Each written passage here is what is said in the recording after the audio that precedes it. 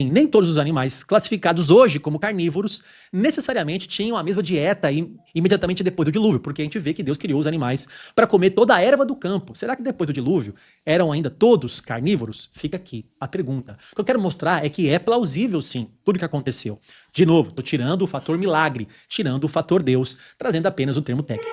Oitava questão aqui, os Segundo a dona Iá, se uma montanha cresce 10 milímetros por ano, então 10 milímetros por ano equivale a 1 centímetro por ano. Né? Em 7.000 anos, os Himalaias, que têm 8.000 metros de altura, um pouco mais, eles estariam 70 metros mais baixos. Não é legal? Vamos ver aqui, conferir Confere para mim o tempo de reprodução necessário para o coelho. A internet aqui está ajudando, né? 70 metros. Ele quer nivelar 8.000 metros e 11.000 metros, né? Sendo que são só 10 milímetros por ano. 10 milímetros por ano, né? herbívoros. A própria narrativa responde que a pomba traz uma folha nova de uma oliveira, quer dizer, já existe ali uma vegetação. E mais para frente, Gênesis vai dizer que a superfície da terra estava seca. Então Deus mandou que os animais saíssem da arca e ali então não tem nenhuma impossibilidade biológica, já tem vegetação para alimentar os herbívoros. Para finalizar aqui, o último argumento do Leandro Carnal. Tá, a água doce se mistura com a água salgada, e se misturar, o peixe de água doce morre porque se misturou com a água salgada. E se misturou com a água doce a salgado, de doce morre com a salgado morre com a de doce. Foi isso que ele falou, né? Primeiro. Caraca! Né? Vê só aqui.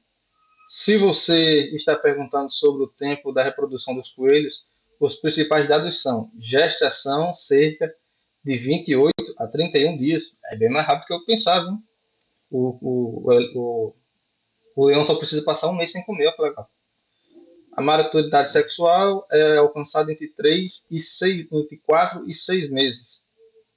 Os machos vão de 5 a 7. É mais rápido. Olha, não é 3 meses, é um mês só. Caramba, reproduz rápido. Mas aí ainda permanece, né? 30 dias sem comer coelho, que são dos mais rápidos. Né? Acho que a galinha também é mais ou menos isso aí. Os ovos nascem cerca de um mês. Cerca de um mês tem lá os pintinhos. Aí haja galinha, né? Pra botar aqui. Aqui, gente, aqui existem milhares de peixes que são chamados de eurialinos. O que é eurialinos, professor? São peixes capazes de viver tanto em água doce como em água salgada. Que é o caso, por exemplo, do salmão. A primeira vez que ele parece que vai tentar usar um número, né? Ele vai se ferrar. A enguia, algumas espécies de robalo. Então, o salmão, por exemplo, ele nasce na água doce, no rio, ele vai para o oceano, que é água salgada, depois ele volta para o rio. Ele faz isso naturalmente. A enguia, ela faz o contrário. Ela nasce no mar, ela sobe pelos rios e depois ela volta para o mar. Então, isso é totalmente plausível para alguns animais. Mas, ainda que alguns animais. parte da fauna aquática tenha morrido nesse evento dessa magnitude, isso não significa que todas as espécies de peixes tenham sido extintas. Isso não muda nada o relato bíblico de um dilúvio global, certo? Bom, gente, eu trouxe aqui, pelo menos, respostas de 9 objeções do Leandro Carnal. Concluindo esse vídeo, perceba uma coisa muito importante. Pera aí, eu acho que eu deixei passar alguma coisa.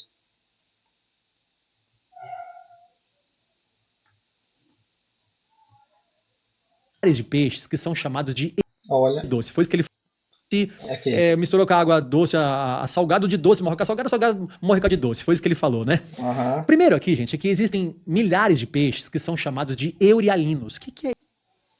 Errou. Não são milhares de peixes. São poucas centenas. Se você está falando de espécies de água doce que vão para o mar, você está falando cerca de 130 a 150 espécies de peixe. E aí todo o resto teria que ter morrido. Né? E mesmo assim, são espécies que vão ao mar, se reproduzem ou caçam, né, fazem alguma coisa e voltam. Mas eles não têm condições de viver no mar. Né? E aí há da gente saber todo o planeta foi de água doce ou todo o planeta foi de água salgada? Porque o que acontece é o seguinte: os animais de água doce, eles não têm proteção contra a água salgada como os animais de água salgada, fazendo com que, quando eles entram em contato com a água salgada, eles começam a desidratar por conta da presença do sal. Compreende? Eles desidratam, eles morrem por desidratação.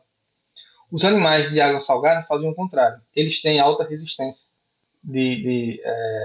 para a questão do sal. Quando eles passam muito tempo ou entram em contato, aí varia o nível de capacidade de resistência deles, com a água doce, eles morrem afogados, né? Porque eles estão ali repelindo o sal e com contato com a água doce, como não vai ter a mesma salinidade, isso também vai matar eles. Então, eles deveriam ter ou o grupo de água doce ter sido completamente extinto, ou um grupo de água salgada. Porque não tem um animal que ele viva plenamente em água salgada e também plenamente em água doce. Compreende? Euria Porque justamente o mecanismo que permite que ele viva em água salgada impede que ele viva em água doce. E o mecanismo que permite que ele viva em água doce impede que ele viva em água salgada. Errou, errou, errou, errou. Linos, professor, são peixes capazes de viver tanto em água doce como em água salgada. Vamos adiantar lá, né? Os rios que uma parte da isso não significa que todas as espécies de peixes tenham sido extintas. Isso não muda nada o relato bíblico de um dilúvio global. A questão é, deveria significar que todas as espécies teriam que ter morrido. Certo? Bom, gente, eu trouxe aqui pelo menos respostas de 9 objeções do Leandro Carnal. Todas as respostas com falhas. O único ponto em que ele se saiu bem foi o ponto que Leandro Carnal confundiu, né? Sobre a questão da ordem do tipo de aves e o comportamento das aves quando Noé abriu a arca. Olha que interessante. Todos os outros pontos ele falou bobagem e deu informação mentirosa. O único ponto em que ele acertou foi quando ele corrigiu um equívoco real do Leandro Carnal, que explicitamente ele foi lá e errou. Confundiu a ordem dos eventos ali com a soltura das aves. Concluindo esse vídeo, perceba uma coisa muito importante. Praticamente todas as objeções apresentadas, levantadas aqui como perguntas, né, são perguntas de logística, são perguntas que possivelmente técnicas e que têm respostas, são perguntas legítimas. Mas levantar perguntas não é o mesmo que provar que é impossível. Isso ele vai cometer outra gafe terrível, terrível, terrível aqui. aqui foi refutado. Se alguém afirma que o dilúvio bíblico nunca aconteceu, porque não caberia, ou não daria, não seria possível, essa pessoa precisa demonstrar essa. Mas essa é a demonstração. Se não cabe, como é que eu vou demonstrar o que não cabe, o que não é possível? Né? As evidências, elas mostram por si só. Né? Olha, isso aqui tem a capacidade para 1 litro. Né? Como é que eu vou provar que não cabe 2 litros aqui? Porque a capacidade é de 1 litro. Já está provado. É 1 litro que cabe aqui. Como é que eu vou provar que não cabe 2 litros? Impossibilidade. Cabe a quem acusa o ônus da prova. Mentira. Mentira. Mentira. Não cabe a quem acusa o ônus da prova. Pode ser verdade, né? Na questão jurídica. Vai lá, você está acusando alguém, você vai ter que provar. Beleza. Mas na questão filosófica não é assim. Né? Que é o campo de atuação aqui, né? Do que a gente está fazendo. Filosofia, argumentação, né? Análise do que é verdadeiro, do que é falso. Maravilha.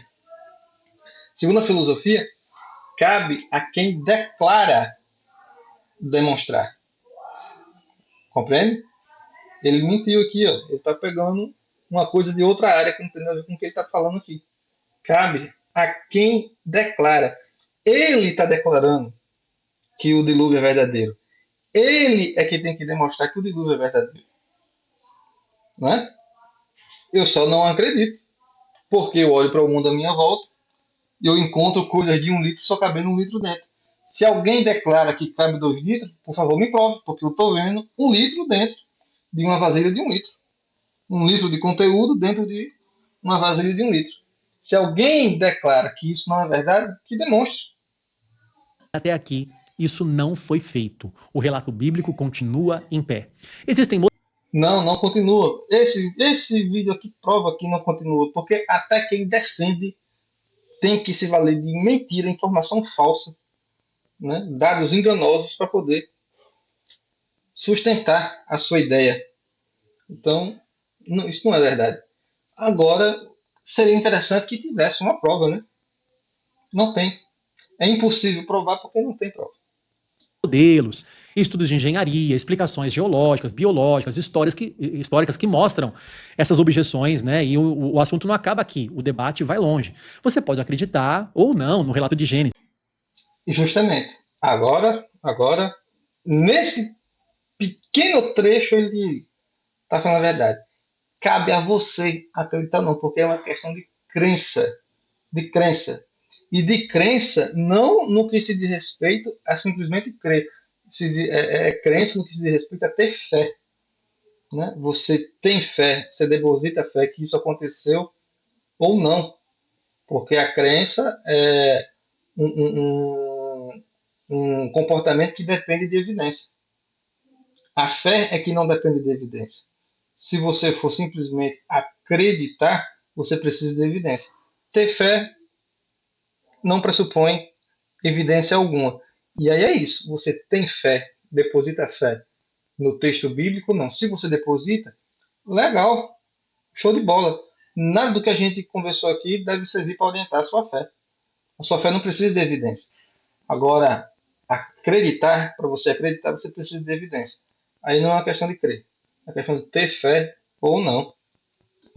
Mas dizer que ele foi definitivamente refutado pela ciência, porque Foi, se não fosse, né? Se ele não fosse definitivamente refutado pela ciência, a gente não estaria aqui falando, né? Tendo que dizer que a bola é redonda. é um absurdo, porque isso não pode acontecer. Isso não corresponde ao debate de verdade. Tá bom, gente? Então, é por isso que o debate continua, a discussão continua, e é por isso que eu estou aqui trazendo essa resposta. Na verdade, não existe um debate, né? Existe uma defesa de fé, né? Uma defesa de fé de alguém que acende a luz e diz que tem fé que a luz está apagada. O debate fica nesse nível, né? Cara, a luz está acesa, mas eu tenho fé que a luz está apagada. E aí o outro lado diz, não, cara, você apertou o interruptor, tá aqui, ó, a corrente está passando, está tudo iluminado, nós estamos enxergando tudo. Eu falei, não, eu estou enxergando, mas eu tenho fé que a luz está apagada. O debate fica nesse nível. Resposta para você. Eu espero que esse vídeo tenha te ajudado a perceber que não é tão simples assim refutar a Bíblia. Espero que também tenha te Foi bem ajudado a simples. afirmar a sua fé na palavra de Deus, mostrando que além do fator Deus, milagre, existem sim fatores técnicos que podem provar a plausibilidade do dilúvio. Eu queria ter visto essas provas que não apareceram, né? Apareceram números falsos, né? Tá bom? Compartilhe esse vídeo com mais pessoas, se inscreva no canal se você não é inscrito, deixa um like pra gente se você gostou aqui dos argumentos apresentados. Coloca aqui abaixo se você tem algum argumento a mais para responder o Leandro Carnal, tá bom? Show de bola. Agora, é uma pena porque esse cara ele tem que ficar reproduzindo esse tipo de material porque ele tem um grupo, né, sedento por isso que ele faz, né? Por esse nível de informação que ele coloca. Mas, e ganha dinheiro com isso, né? Ele ganha dinheiro com isso. É o trabalho dele, né? Espalhar, disseminar esse tipo de discurso. Fazer o quê? Agora, sobre esse esse relato não é verdadeiro, o que é que ele é? Mentira. É uma mitologia. Não é necessariamente uma mentira, né? Porque as mitologias não são mentiras. É como quando você conta para o seu filho a história da Cuca, você não está contando uma mentira para ele, você não está mentindo para ele, né? É uma mitologia. Faz parte do folclore de uma região, né? Então não é exatamente o relato bíblico, não é mentiroso. Mentiroso é quem diz que o relato bíblico é verdadeiro. Aí é mentira. Né? O texto foi escrito com um propósito, foi escrito para um público, tem uma intenção de ser, como um filme, como uma literatura de ficção de qualquer natureza. Não é exatamente uma mentira. Não é uma história verídica. É uma fábula, é um conto, é um mito, como no caso do texto bíblico, mas não mentira. Agora, fazer esse tipo de defesa aí, você vai ter que mentir, né? Então é isso, vamos ficando por aqui. Espero que vocês gostem da análise. E é o primeiro react que a gente faz aqui no nosso canal, né? Vamos dar tempo ao tempo e ver o que acontece depois. Valeu, valeu. Fique com Deus aí na arca, fora da arca, né? Com quem você quiser, que no final vai dar tudo a mesma coisa.